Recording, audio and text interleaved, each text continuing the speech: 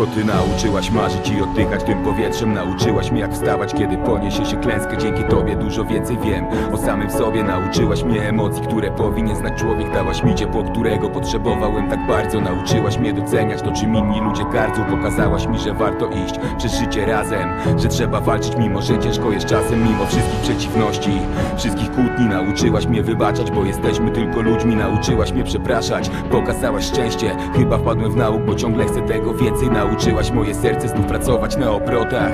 To dzięki tobie znów nauczyłem się kochać. Jestem w stanie oddać wszystko, by być z tobą już na zawsze. Dziękuję, że nauczyłaś tak na to patrzeć. Dziękuję skarbie za to, że jesteś, a gdy cię nie ma, miłość wypełnia powietrze.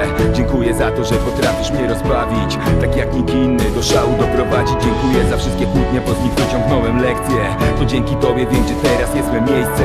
Boli mnie serce, że nie ma mnie przy was teraz. Kiedyś leczyłbym to wódą, nie potrafiąc się pozbierać, ale nauczyłaś żyć inaczej, pokazałaś drogę. Jestem wdzięczny, obiecuję, nie zawiodę. Kilka wersów ku przestrodze, wódka daje złudną siłę, a potem wszystko się kończy, kiedy traci swą rodzinę. Alkohol nie daje ulgi, już daje tylko zasnąć. Ty pokazałaś mi, że przestać pić jest warto. Niech całe miasto to usłyszy, nie ma przebacz. Może w końcu zrozumieją i przestaną mi polewać. Mówię serio, dość mam fazy, wciąż się uczę żyć na trzeźwo. Mimo że tego nie mówisz, no to cieszy cię, to wiem to. I to dzięki tobie wciąż mam siłę, by zwalczać problemy. Szczerze, zaszyłem się, nie pytaj czy wypijemy. Kiedyś chyba byłem niemy, dzisiaj mówię o tym głośno. Mam problem z alkoholem, więc upijam się miłością. Wstaję bez kaca, znów na Messengerze truję. Skoro nauczyłaś kochać, to teraz przestać nie umiem. Czuję zapach twojej skóry, gdy tylko zamykam oczy. No i błądzę gdzieś myślami, bo chciałbym poczuć twój dotyk.